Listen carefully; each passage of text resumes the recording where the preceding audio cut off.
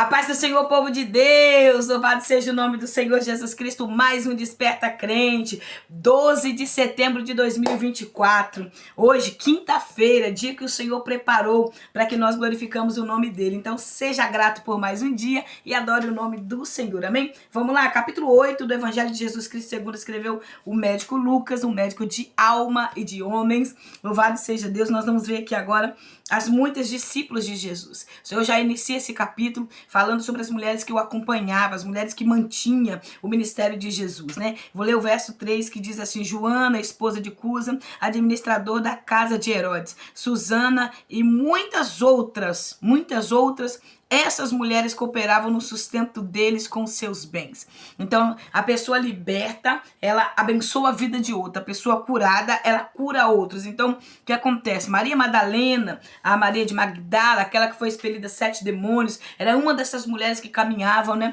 E sustentavam o ministério de Jesus. Ela abençoava no financeiro mesmo. Porque para fazer a obra do Senhor, irmãos, tem gasto. Tem gasto. A gente vive num tempo onde muitas pessoas tem abusado da fé, tem feito da casa de Deus comércio, feito da casa de Deus empresa, né? Aproveitado do ministério, aproveitado da obra, mas tem os verdadeiros, fiéis, que vivem a vida com retidão, vivem a vida com fidelidade, com sinceridade, faz a obra do Senhor com verdadeiro amor e não abusa daquilo que o Senhor tem. E o Senhor traz prosperidade na vida daqueles que vivem com sinceridade com o Senhor. É necessário, porque para fazer a obra, irmãos, a gente precisa. A gente vai em muitos lugares, eu tenho muito gasto com gasolina, o carro, ele não anda com água, carro não anda com água, carro pode quebrar uma peça e precisa ser trocado, e muitas dessas peças são caras. Então as pessoas confundem isso, né? Acham que porque aquilo que recebeu de graça tem que ser dado de graça. Nós sabemos, todos nós entendemos isso, mas quando nós entendemos o princípio da honra, nós abençoamos pessoas. E isso não é só para quem está fazendo a obra, isso também é para aqueles que são servos do Senhor. A gente, quando é transformado, quando a gente é liberta, a gente demonstra com obras. Só faz a obra aquele que foi salvo. Quando você é salvo, você faz a obra porque é notório ver em você. Por que você faz a obra? Porque quem é salvo faz a obra de Deus. Então, fazer a obra, obras não salva, mas a obra demonstra que você foi salvo. Então, quando você trabalha para o reino, você demonstra que você foi salvo. Talvez você não tenha condição de trabalhar, de ir, então você ajuda, mantém alguém. Porque missão faz de 3 formas: orando, indo e abençoando. Então a gente vê aqui que essas mulheres abençoavam o ministério de Jesus. Paulo escreve nas cartas lá, paulinas, ele diz assim que todo trabalhador é digno do seu salário, mas é o trabalhador, não é aquele que fica só se coçando, não faz nada, não faz uma visita, porque tem pastores hoje que só tem nome de pastor, não sabe onde os membros moram, não sabe a situação que os membros estão passando, ele só tem título de pastor e enchendo, engordando o bolso, mas ninguém sabe. Eles não sabem os membros, não sabem o que precisa, pessoas passando necessidade. Tem pessoas que dentro dos seus ministérios de congrega vai pedir cesta básica em outros lugares, porque dentro do ministério que congrega não tem pessoas para abençoar. Quando vai pedir, o caixa está sempre vazio. Há pessoas que tem sempre dizendo, não, o caixa está vazio, não tem. Então a gente vê tudo isso. E quando a obra do Senhor é próspera e ela é feita com sinceridade, ela é feita com transparência, as pessoas conseguem entender e ver através das bênçãos do Senhor. Mas aonde não tem transparência, não tem sinceridade, com certeza tem roubo. Então, precisamos entender onde está sendo investido o dinheiro. Você não tem que botar uma venda no olho e investir. Há pessoas que dizem assim, não, mas você está dando para o Senhor. Claro que está dando para o Senhor. Mas se você está dando numa terra onde você sabe que não é fértil, que não está sendo semeada para o reino, você vai estar dando seu dinheiro ali consciente que você está perdendo um dinheiro que você está abençoando para a casa do Senhor ser próspera, abençoando para que as coisas do Senhor venham prosperar, sabendo que aquele está tendo falcatruas no meio. Aí é errado. Então nós precisamos entender também, né? Analisa onde também vai semear. Então vamos lá? Então essas mulheres faziam o ministério de Jesus continuar a sendo próspero, né? Através das bênçãos financeiras que essas mulheres abençoavam. Eu não tenho como entrar em detalhes sobre cada uma dessas mulheres aqui, né? Mas mais pra frente a gente vai, como eu já falei com vocês em outros vídeos, nós vamos começar a falar sobre os personagens da Bíblia e por eles vão aprender um pouco mais, tá bom? Então vamos lá. Aqui Jesus agora vai falar uma parábola, porque ao decorrer do tempo vai juntar ali uma grande multidão de pessoas, as cidades vizinhas, todos eles queriam ouvir Jesus falar. Lembra que eu falei? A fé vem por ouvir a palavra. Então aquelas pessoas queriam ouvir a palavra. E Jesus ali vai começar a falar a palavra do semeador. Lá em Mateus capítulo 13, você vai ver a palavra do semeador. Você vai ver em Marcos, no capítulo 4, também falar essa parábola do semeador. As parábolas de Jesus são poderosíssimas, sabe? Para crescimento espiritual de cada um de nós. Nós vamos ver 4 tipos de cristão aqui. Jesus vai falar sobre 4 tipos de cristão que ouve a palavra. Esses 4 tipos de cristão está dentro de um culto, ouvindo a palavra. Aqui é um culto que está acontecendo ao ar livre. Jesus está pregando para uma grande multidão. Salmo 119 fala sobre o poder da palavra, sabe? Fala que a palavra é luz para o caminho, fala que a palavra é guardada no coração, para não perder ela. Então, a palavra de Deus, ela é a ordem que governa, que nos lidera, que nos ensina. Tudo aquilo que você quer aprender, a gente aprende pelo poder da palavra de Deus. Jesus é a palavra e a palavra, o manual está aqui para a gente aprender. O poder da palavra. Então, Jesus agora vai começar a partir do verso 5 dizendo sobre o semeador. Quem é o semeador? O semeador é o servo. Ele vai sair semeando o que? A semente é a palavra. Jesus dá esse início aqui nessa palavra e depois ele vai explicar a parábola a partir do verso 9 em diante. Ele vai falar, eis que um semeador saiu a semear, enquanto lançava a semente, que é a palavra, parte dela caiu à beira do caminho, foi pisoteada e as aves do céu as devoraram.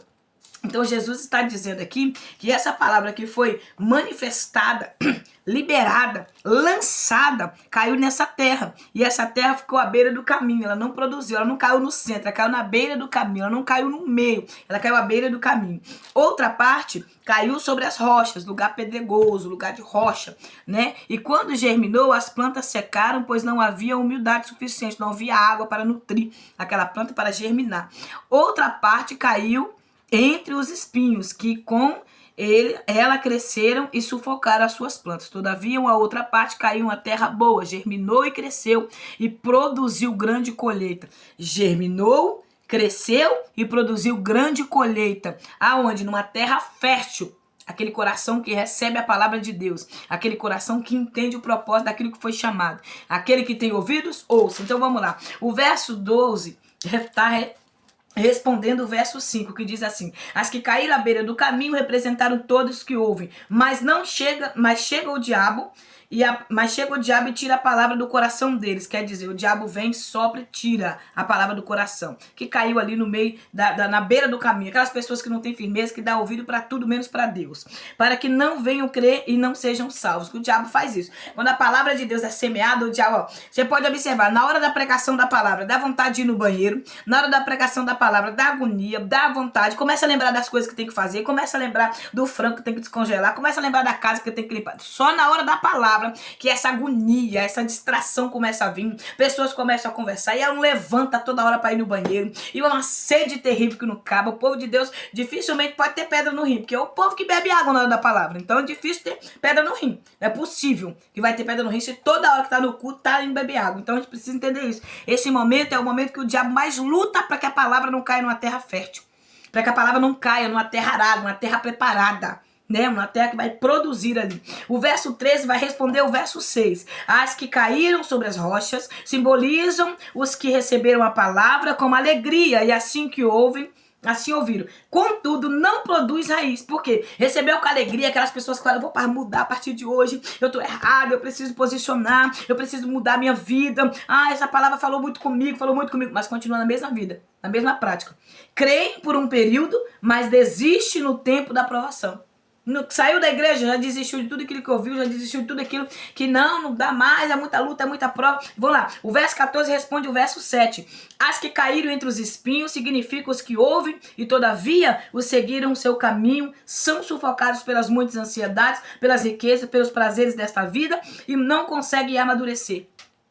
Pessoas instáveis, pessoas que não têm estabilidade espiritual, pessoas instáveis, que qualquer coisa, qualquer vento, qualquer perseguição não permite. Irmãos, as aflições nos amadurecem, as lutas nos amadurecem. Para você ter resistência, estrutura, você precisa enfrentar de frente os problemas. Não corra dos problemas, mas vai de frente para eles. Bate de frente com os problemas, com a situação, porque é assim que nós vamos conseguir crescer, amadurecer e receber do Senhor tudo aquilo que o Senhor preparou. Então essas pessoas seguem um caminho, mas no meio das lutas, desiste, sufoca a palavra, a ansiedade para resolver logo os problemas, as riquezas, as ganâncias, o materialismo dessa terra, os prazeres dessa terra, as luxúrias dessa terra, roubam a palavra do coração de muito crente.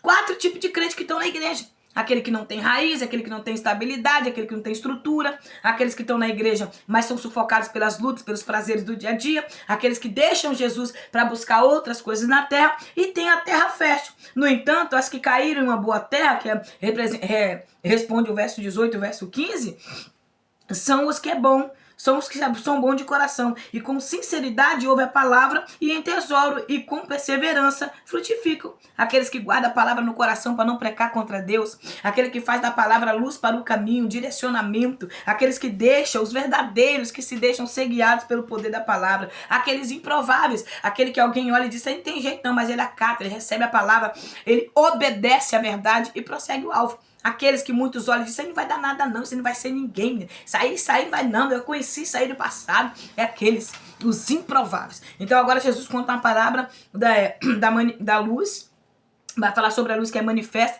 Não há ninguém que depois de acender uma candeia, a esconde debaixo de um jarro ou coloque sobre uma cama. Então ele está dizendo, as boas obras daqueles que são salvos serão vistas, serão manifestas na luz. Não tem como você dizer que foi salvo e as suas obras dizer ao contrário. Lembra-se, a árvore boa e dá fruto bons. A árvore má dá frutos maus. Então, se você foi salvo, você vai dar frutos bons, frutos dignos de salvação, frutos dignos de arrependimento.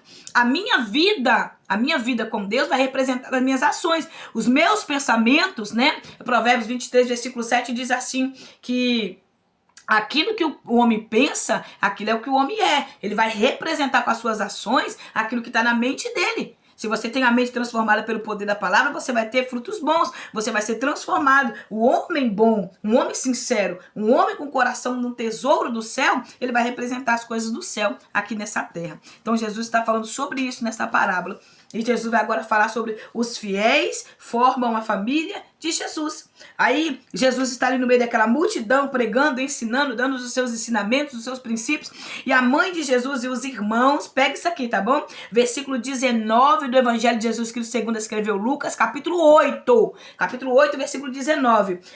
Então a mãe e os irmãos de Jesus vieram para falar com ele, entretanto não conseguiu aproximar-se dele, pois grande era a multidão à sua frente. Então Maria teve mais filhos,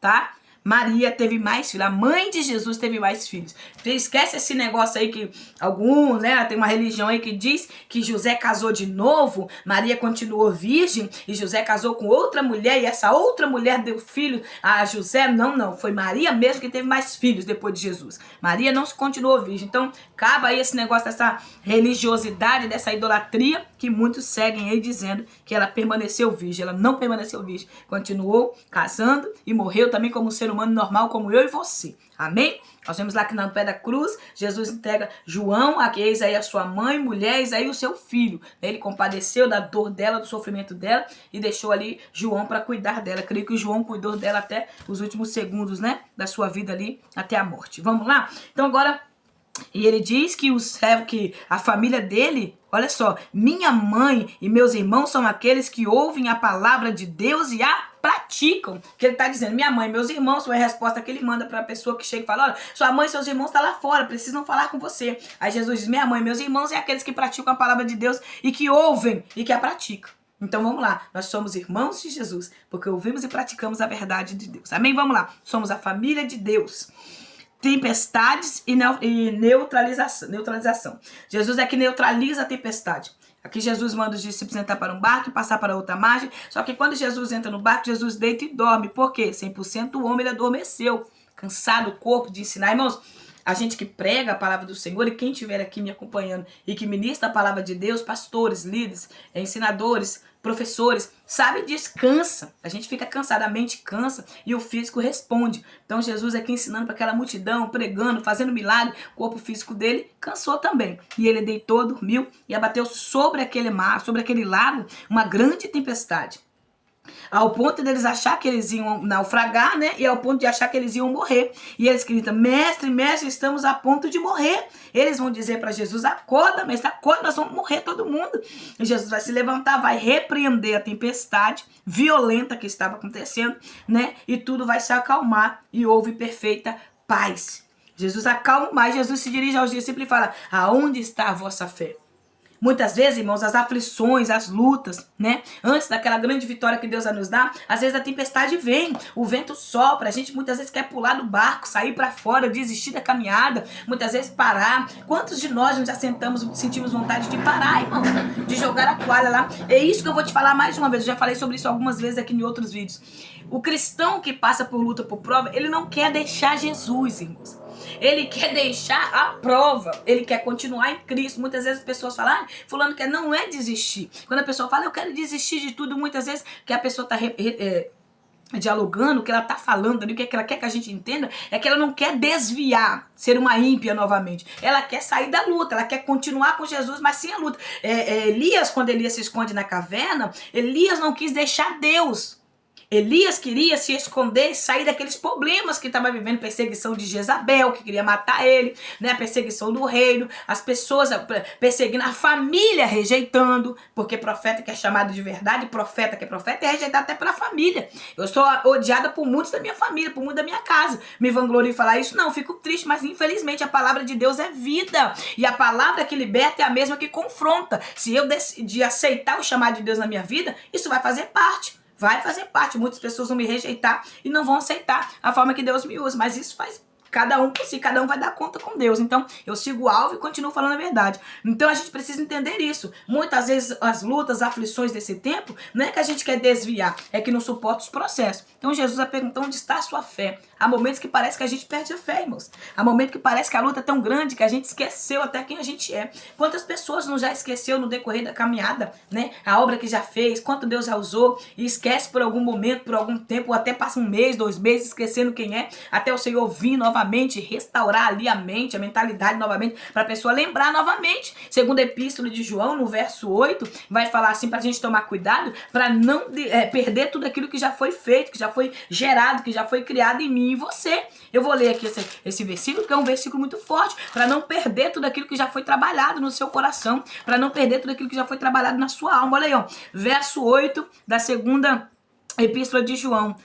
Acautelai-vos para não destruirdes a obra que realizamos com zelo, mas para que, pelo contrário, sejais recompensado regiamente, quer dizer, com galardão. Os primeiros, as lutas, aquilo que você já viveu, as provas que você já passou, as batalhas, as guerras espirituais que você já travou. Cuidado, para você não perder toda a obra que você fez. Quantos servos do Senhor aí que já desistiram da caminhada, voltaram atrás? Né? Mas olha o propósito. O mar, o lago ali se revoltou porque Jesus estava indo com direção, com propósito. Jesus estava indo para libertar um endemoniado, né? Um homem que precisava de libertação, um gerazeno, né? Lucas é o único que escreve que chama esse homem de gerazeno. Nos outros evangelhos chama de gadareno. Então Jesus estava descendo para Gadara. Jesus tinha um propósito, uma libertação a fazer ali. E o diabo sempre vai levantar. Ele vai levantar ventos, vai levantar tempestade, vai levantar aflições para você esquecer o foco que você tá. Não deixe o foco te tirar, não deixe nada te tirar do propósito. O inimigo aqui, ele sempre tenta usar contra os meus filhos, né? Principalmente um filho que eu tenho que chamar Jardim, que é o que adora o Senhor. Ele se afastou da presença do Senhor porque não suportou a perseguição. Então o diabo sempre levanta pessoas para perseguir ele, para me atacar, sempre levanta pessoas para tentar contra ele, para poder me atingir. E eu entendi que o inimigo quer tirar meu equilíbrio. O que eu faço? É a área que eu mais fico buscando em Deus. Então hoje as coisas que acontecem já não me atinge mais, né? As escolhas do meu filho não me atingem mais, porque eu sei que a escolha é dele, e com o tempo ele responderá pelas suas decisões. Toda decisão tem uma reação, irmãos, e as decisões que você tomar, você vai colher. O que você planta hoje, você colhe amanhã. Não se esqueça, a lei do retorno, plantio. Então, se você plantar, você vai colher. Então, a área que você mais está instável, a área que você mais sofre, busque em Deus estrutura nessa área. Se é com seu esposo dentro de casa, comece a orar em cima dessa área. Senhor, eu preciso de equilíbrio, eu preciso de estrutura, eu preciso de resistência. Pai, confessa pra Deus, né? Para de ficar falando pra A e pra B, porque o povo só quer ouvir pra fofocar, pra caluniar. Tá difícil achar guerreiros e guerreiras hoje. Não é que não existe, existe. Tem servos de Deus compromissados com a obra de Deus. Mas em vez de você ficar falando pra um e pra outro, converse menos com homens e fale mais com Deus.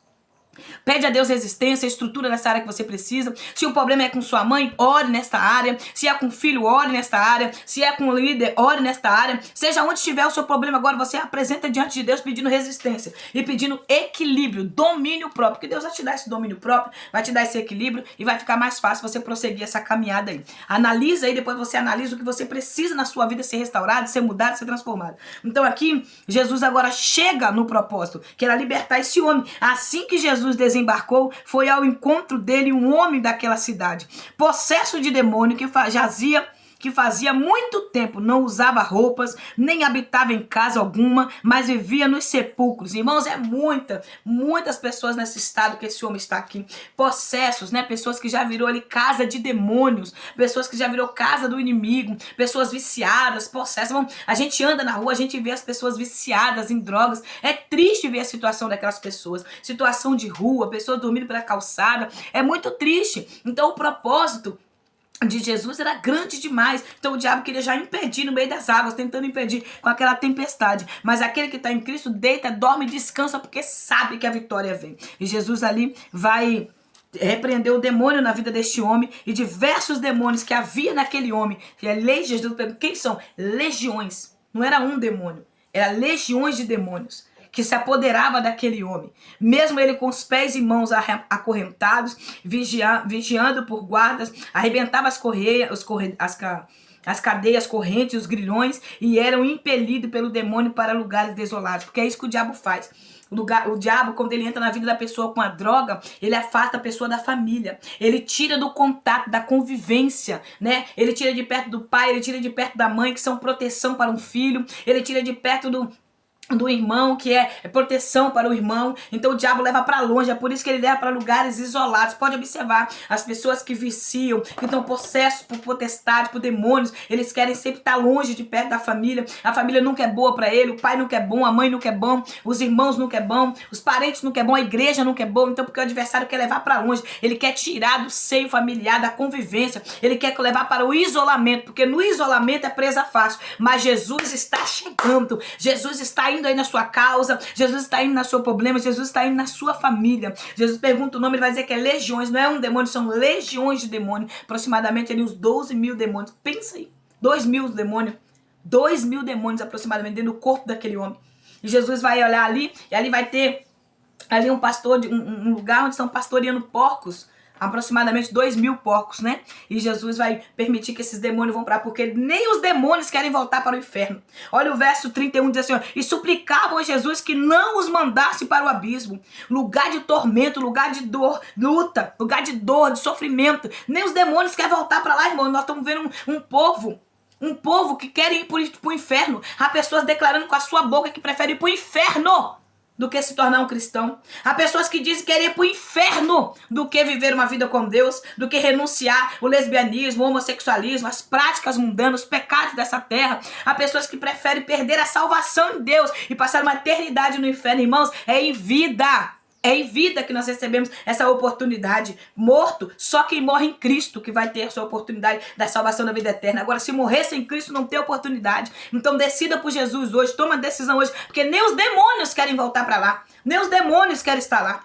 Nem os demônios querem estar naquele lugar. Então não queira ir para lá. Receba essa oportunidade de salvação hoje no nome de Jesus. Amém? Então aqui eu encerro e volto depois amanhã na continuidade aqui a partir do verso 35 para continuar aqui o que acontece na vida deste homem, porque senão o vídeo vai ficar muito estendido, tá bom? Deus te abençoe, que a graça do Eterno te alcance. Ore por mim, eu oro por vocês, juntos vamos chegar ao céu. Ô glória! Senhor, nós estendemos nossa gratidão ao Senhor por mais um dia na tua presença. Muito obrigado porque o Senhor tem falado conosco, tem nos dado força, tem nos dado alegria. Eu louvo o Senhor pela tua misericórdia. Nós sabemos que aonde o Senhor chega, o Pai, tudo muda, as coisas mudam, nada continua do mesmo jeito. E eu quero te apresentar agora a nossa casa, a nossa família. Aumenta a nossa fé para a gente continuar crendo em meio às adversidades, em meio às lutas. Nós sentimos a tua graça, a tua presença conosco. Por isso, fortaleça o teu povo, a tua igreja, no nome de Jesus. Amém? Que Deus te abençoe.